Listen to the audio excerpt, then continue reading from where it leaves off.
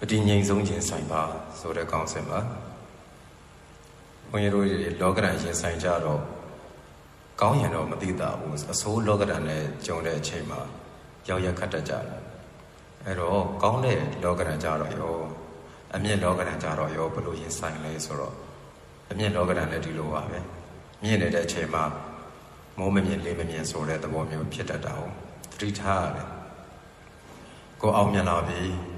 ကိုနေရာတစ်ခုရလာပြီဆိုအဲ့တော့မှသတိထားရတာရင်တော့ကတော့တာမန်လိုပဲလေ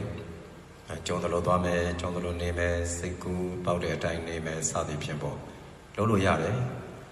ဘယ်သူမှသိပြီးတော့ကြိုလည်းမဆိုင်ဘူးသိလည်းမသိဘူးလူသိလာပြီဆိုတဲ့အချိန်လဲကြာရောဒါအမြင့်ပေါ့အမြင့်လောကဓာတ်နဲ့ကြုံတဲ့အချိန်မှာပိုးပြီးတော့သတိထားသွားရတယ်ပြောတာပဲဖြစ်ဖြစ်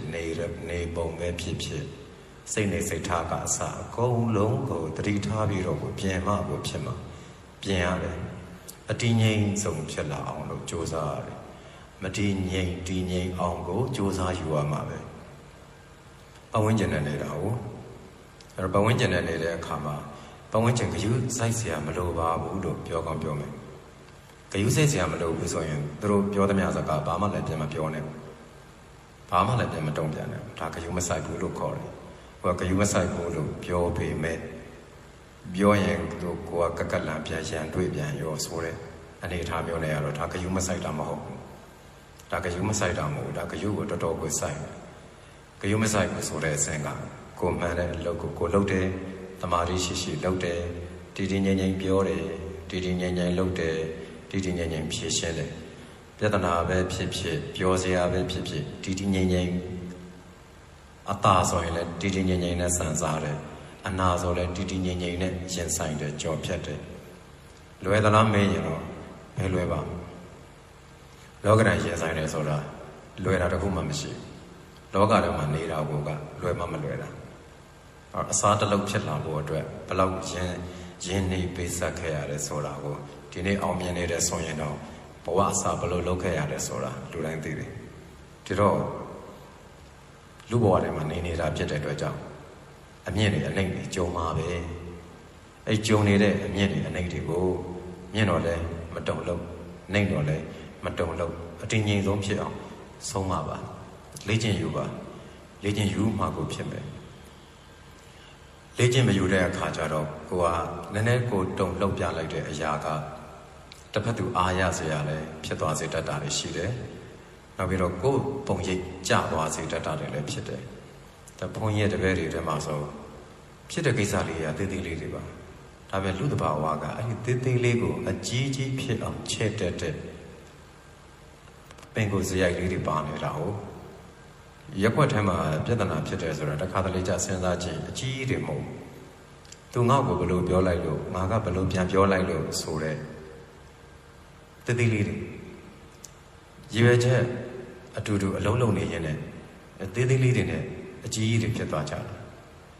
နားလည်မှုတွေပေးအတင်းငြိမ်ဆုံးစဉ်းစားအတင်းငြိမ်ဆုံးရင်ဆိုင်တည်တည်ငြိမ်ငြိမ်ပြောတည်တည်ငြိမ်ငြိမ်အချင်းချင်းဆွေးနွေးညှိနှိုင်းပေးအေးချမ်းစွာပြောအဲ့ဒါအေးချမ်းဖို့အတွက်ဥတည်သွားမှာအခုလို့မဟုတ်ဘူးအေးချမ်းဖို့ကိုဥတည်လို့မရအောင်ပြောလဲနည်းနည်းလေးထိရင်များများကြီးပြန်ပြောတယ်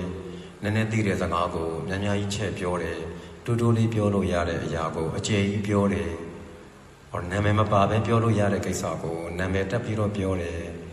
အစဲမပါဘဲနဲ့ပြောလို့လည်းရရတာနဲ့အစဲပါပြီးမှပြောတယ်စကားဆိုတဲ့အတိုင်းပဲစကားဆိုတာဒီနေရာမှာလည်းရက်သွားတာမဟုတ်ကထွက်သွားတာကိုသတိထားရတယ်သတိထားပြဿနာပိုကြီးသွားတတ်တယ်ဒါကြောင့်ဘယ်တော့မဆိုအတည်ငြိမ်ဆုံးနဲ့ဟုတ်ပြီမဟုတ်ပြီကြားတဲ့စကားဆိုရင်လည်းတစ်ဖက်စကားတဲ့နဲ့နားထောင်ပြီးဘယ်တော့မှမဆုံးဖြတ်နဲ့ဖတ်သောစကားတွေကိုအကုန်လုံးနားထောင်ကြည့်လိုက်ရင်နောက်ဆုံးကိုပြောစရာမလိုပါလားလို့တော့သွားတွေးလိုက်မယ်။ဘာကြောင့်လဲဆိုတော့စဖြစ်တည်တဲ့ပြဿနာတွေကိုကတချို့ပြဿနာပြောပါတယ်။တိတ်အရေးမပါပဲနဲ့ပြဿနာအကြီးဖြစ်သွားတာ။စဖြစ်တဲ့ကိစ္စကညှိနှိုင်းလို့ရတဲ့ကိစ္စလေးတွေချိုချိုတသားလေးပြောရင်သဘောပေါက်သွားလွယ်တဲ့ကိစ္စလေးတွေကိုအပြောမတတ်ခြင်းအမူအရာမတတ်ခြင်းလေယူလေသိမ်းပုံစံမကြခြင်းတွေကြောင့်အကြီးကြီးတွေဖြစ်သွားတာကြုံဘူးပါလိမ့်မယ် ဘုန်းကြီးဆိုရင်ဒီစကားကိုဒါဒီမနက်မှကိုဘုန်းကြီးရဲ့တပည့်တွေထဲမှာဖြစ်သွားတဲ့ကိစ္စတစ်ရက်ကအဲ့ဒီအေးလေးညှိနိုင်ပြီးဖြစ်လို့ရသားနဲ့စိတ်မြန်မြန်လှုပ်လိုက်ခြင်းပြီးတော့ဝူဝါဝါလာပြောလိုက်ခြင်းဆိုတဲ့သဘောကြောင့်သူတို့တွေမှာစိတ်မကောင်းတွေဖြစ်ကုန်ရတဲ့ဖြစ်ရတဲ့ခုဒီမနက်တင်ဖြစ်သွားတယ်။ဒါကိုကြည့်ပြီးတော့အရင်ကလည်းဘုန်းကြီးဒါမျိုးတွေကိုကြုံဘူးတယ်ဘုန်းကြီးရဲ့ပတ်ဝန်းကျင်မှာလည်းအဲ့ဒီလိုတွေကြည့်ပဲခဏခဏဖြစ်အမြဲတမ်းဆုံးမနေတဲ့ခြားတဲ့ကိုကအော်လူဆိုတာဒါပဲကိုငြိမ်ငြိမ်လေးနေလို့ရလဲငြိမ်ငြိမ်လေးမနေဘူးမပြောဘဲနဲ့နေလိုက်လဲဖြစ်တဲ့စကားကိုမပြောဘဲနဲ့မနေနိုင်ဘူးကောင်းကောင်းလေးပြီးဆုံးရမယ်ကိစ္စဘယ်တော့မှကောင်းကောင်းနဲ့ပြီးဆုံးအောင်မလုပ်ချင်ဘူးလှုပ်ခတ်စွာနဲ့ပူလောင်စွာနဲ့အဲ့ဒီပုံစံဖြစ်သွားအောင်နှုတ်မထိန်နိုင်ကြတာကိုမတည်ငြိမ်ကြတာအမှုအရာလည်းမတည်ငြိမ်ကြတာအဲ့တော့ပြဿနာအကြီးကြီးတွေကိုဖြစ်သွားစေတယ်လို့သတိထားကြပါအတည်ငြိမ်ဆုံးနေထိုင်ပါအတည်ငြိမ်ဆုံးပြောပါအတည်ငြိမ်ဆုံးနားထောင်ပါအတည်ငြိမ်ဆုံးနဲ့သုံးသပ်ပါပြီးရင်သိပြီးတော့စိတ်ထဲရှိတိုင်းမပြောပါနဲ့စိတ်ထဲခံစားတိုင်းလည်းအပန်မြင့်ပြီးတော့မပြောပါနဲ့စိတ်ထဲခံစားတိုင်းလည်းတစ်ဖက်သူနာမည်ထိထည့်ပြီးတော့မပြောပါနဲ့အေးချမ်းစွာနေခြင်းတည်းဆိုရင်ဒါတွေကိုထိန်းသိမ်းရပါမယ်ဒါဟာနှုတ်ကိုထိန်းခြင်းစိတ်ကိုထိန်းခြင်းကိုယ်ကိုထိန်းခြင်းဆိုတဲ့ထိန်းသိမ်းခြင်းပါပဲအဲ့တော့ကဘာသူကဘာသာအပေါင်းအတည်ငြိမ်ဆုံးတဲ့လောကမှာနေထိုင်နိုင်ကြ၍ပြဿနာနည်းပါစေအတည်ငြိမ်ဆုံးစကားတွေသာပြောဆိုနိုင်ကြကုန်၍အေးချမ်းပါစေအတည်ငြိမ်ဆုံးစိတ်ထားနဲ့သာနေထိုင်နိုင်ကြကုန်၍နေ့ရောညရောအေးချမ်းသူများဖြစ်ကြပါစေ